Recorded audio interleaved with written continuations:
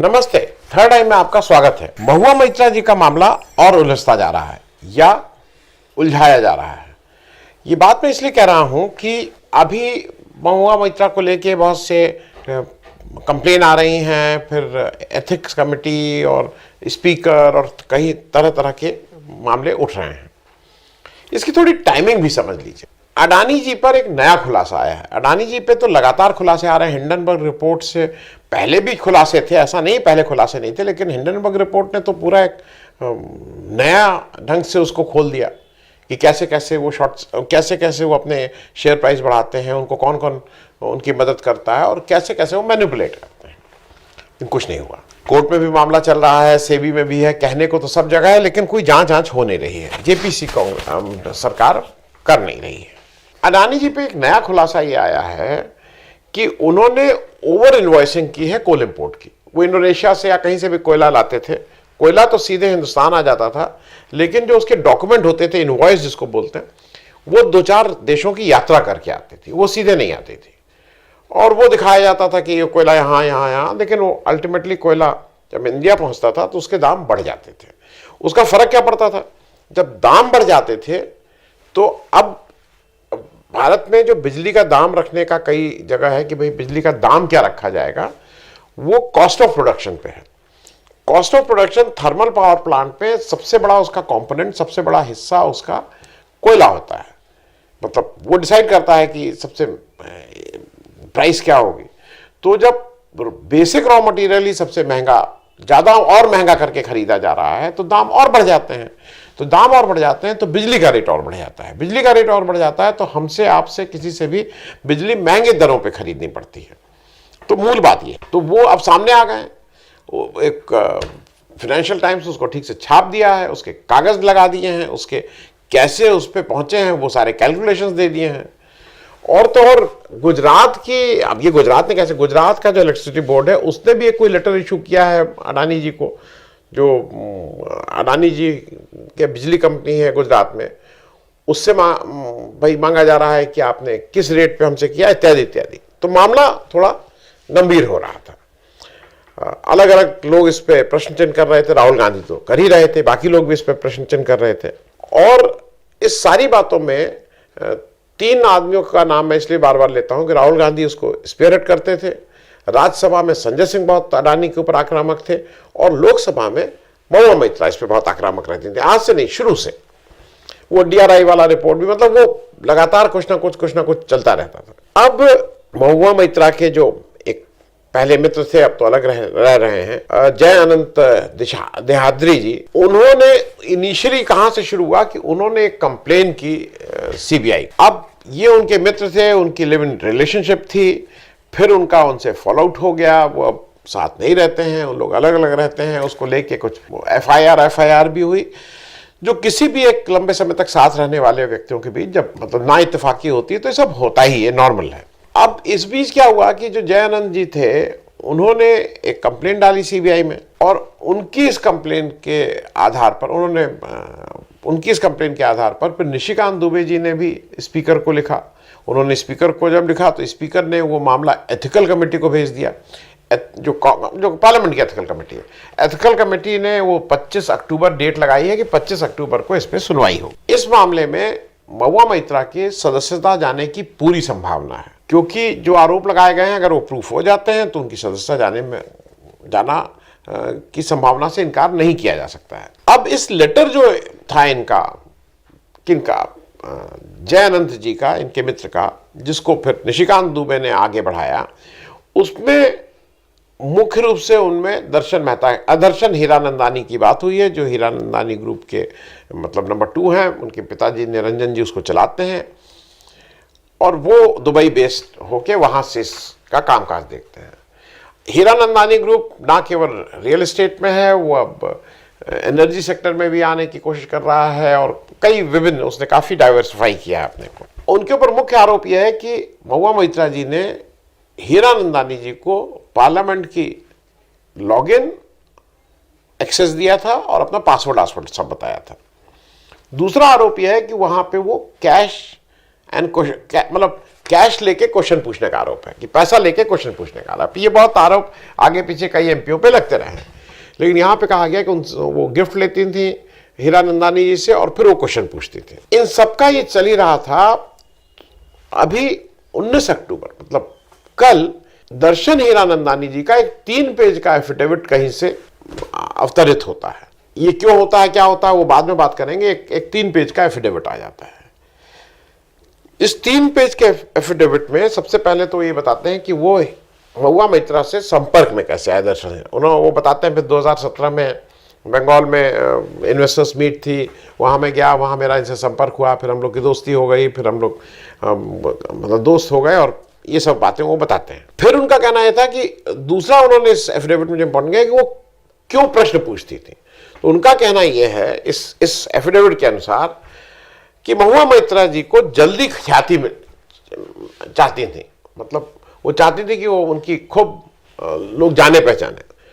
तो अपनी जल्दी ख्याति के लिए उनको ये सुझाया गया कि सबसे फास्ट, सबसे तेज रास्ता है वो है कि आप मोदी जी पे अटैक करिए।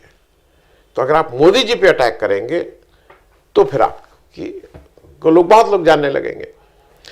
फिर आगे उन्होंने कहा इसी एफिडेविट में, लेकिन मोदी जी की तो इतनी इम्पेकेबल पर्सनालिटी है और उनका काम इतना बढ़िया है और वो देश के लिए इतना ज्यादा कर रहे हैं, ये सब एफिडेविट में लिखा जा रहा है। उनसे सर्टिफिकेट नहीं मांगा गया था, लेकिन सारा सर्टिफिकेट उनसे दिया जा रहा है कि मोदी जी तो मतलब कुछ, तो मोदी जी का बाल बाका भी बाका ये नहीं कर सकती थी, कुछ भी लिख लेती। तो अब और इनका कुछ हिस्सा नहीं होता। तो अब क्या हुआ, तब उन्होंने अडानी जी पे हमला शुरू किया, क्योंकि अब यह भी बताया गया अडानी जी पे हमला करने का कारण यह था कि अडानी जी और मोदी जी दोनों गुजरात से आते हैं और दोनों कंटेम्प्ररी हैं, दोनों समकालीन हैं, एक ही समय के हैं। तो इसलिए उनको यह लगा कि अडानी जी पे हमला करेंगे तो मोदी जी के पे हमला होगा और उससे मेरी वाहवाही होगी, मुझे ज्यादा लोग जानेंगे। अब मेन यह है कि यहां कोशिश क्या है, अडानी के ऊपर जांच होनी चाहिए, सब लोग यही कह रहे हैं, सारा देश ये मांग रहा है। अब इसको अगर ये जोड़ दिया जाए कि अडानी जी पे ये हमला नहीं है, ये अडानी जो ये एफिडेविट कह रहा है, ये हमला मोदी जी टारगेट है, मोदी जी राष्ट्र हैं, और अगर कोई टारगेट मोदी जी को कर रहा है तो राष्ट्रद्रोह कर रहा है, कुछ इस तरह की एक बात कहने की इस एफिडेविट में कोशिश की गई है।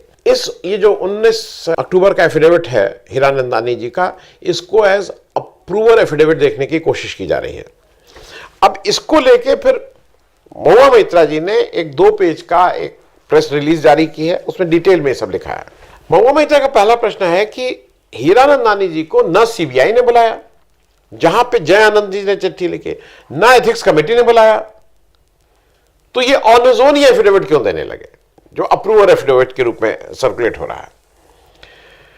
क्योंकि जो दर्शन हीरानंदानी जी, उनका आरोप क्या है, उनका आरोप यह है कि उन्होंने उनको गिफ्ट दिया था, उनके टिकट, कुछ जब वो बाहर जाती थी उनके टिकट खरीदे थे, उनके रुकने का इंतजाम किया था, उनका जो सरकारी आवास है जो सरकार का है दिल्ली में, उसमें कुछ रेनोवेशन हुआ था, तो अब तब उन्होंने उसमें उसकी मरम्मत में कुछ पैसा लगाया था। और उनका यह भी कहना है इस एफिडेविट में कि कई बार उनकी डिमांड गैर वाजिब होती थी, वो बहुत कुछ ज्यादा मांगती थी, मतलब गिफ्ट ज्यादा मांगती थी, तो वो इसलिए उसको फुलफिल करते थे क्योंकि बंगाल में उनके प्रोजेक्ट चल रहे थे और उनको ये डर था कि अगर वो ये पूरी उनकी डिमांड नहीं करेंगे तो उनके बंगाल के प्रोजेक्ट पे असर पड़ेगा। क्योंकि एक अब इस पे जब महुआ मैत्रा ने अपना जो वक्तव्य दिया है 2 पेज का, उसमें उन्होंने बाकी बातों के अलावा मुझे ये लगा एक बात और उन्होंने साफ करने की कोशिश की है। जो जय आनंद देहाद्री जी हैं, जो उनके पुराने साथी थे, उसके बारे में उन्होंने साफ कहा। उन्होंने कहा मेरा एक्स, क्योंकि ये लोग पति पत्नी के रूप में नहीं, लिव इन रिलेशनशिप है, आजकल मॉडर्न जमाने के लोग थे तो लिव इन रिलेशनशिप में रहते थे। अब इन्होंने कहा है कि उस समय हमारा उनसे फॉलो आउट हुआ, हम लोग अलग अलग हुए, अब उसका हिसाब या उसका बदला वो मुझे इस तरह से लेना चाह रहा है। दूसरा प्रश्न उन्होंने ये उठाया है कि जब जय आनंद जी ने वो चिट्ठी लिखी तो सीबीआई को लिखी, स्पीकर को लिखी, और फिर वो कहती हैं कि 543 एमपी हैं, उस 543 एमपी में उनको केवल एक एमपी निशिकांत दुबे मिले जिनको उन्होंने उस चिट्ठी की कॉपी दे दी। निशिकांत दुबे के अगेंस्ट वो ये भी कहते हैं ये वो हैं जिनके अगेंस्ट में ऑलरेडी इंक्वायरी की बात कर रहे हो कि भाई इनके सर्टिफिकेट की, इनके जो एजुकेशनल क्वालिफिकेशन की जो एफिडेविट है उसकी जांच होनी चाहिए। अब इन सब के बीच ये भी उन्होंने प्रश्न उठाया कि उनको जयानंद जी को केवल यही मिले थे।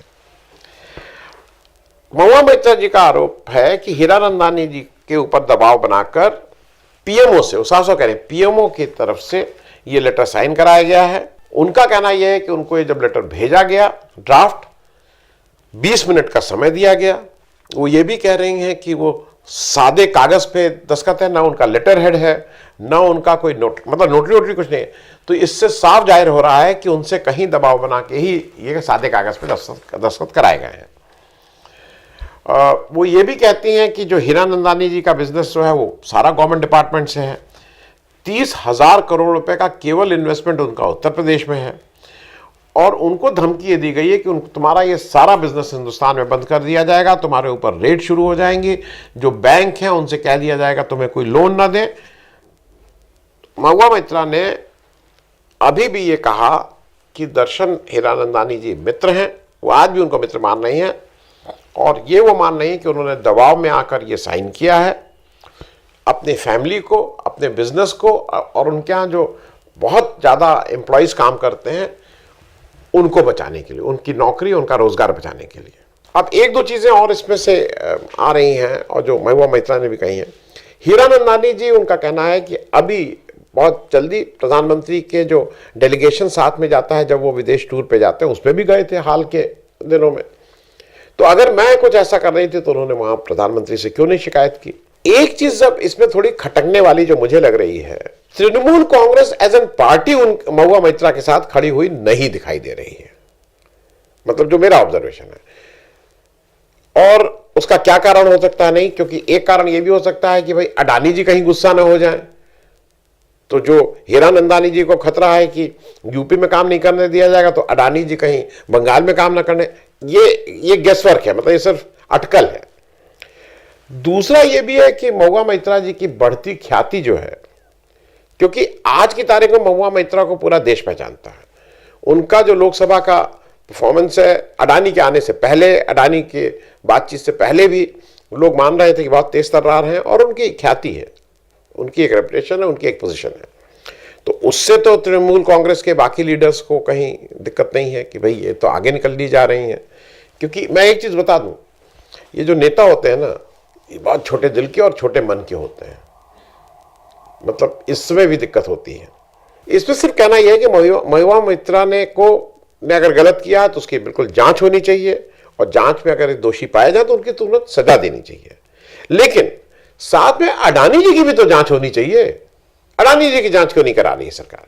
बाकी सब में बहुत तेजी है, अडानी जी के ऊपर पूरा देश खड़ा होकर चिल्ला रहा है, पूरा ऑपोजिशन खड़ा होकर चिल्ला रहा है, उनकी जांच नहीं कराएंगे, ना जेपीसी बनाएंगे। तो ये मुझे लगता है कि ये इंपॉर्टेंट है।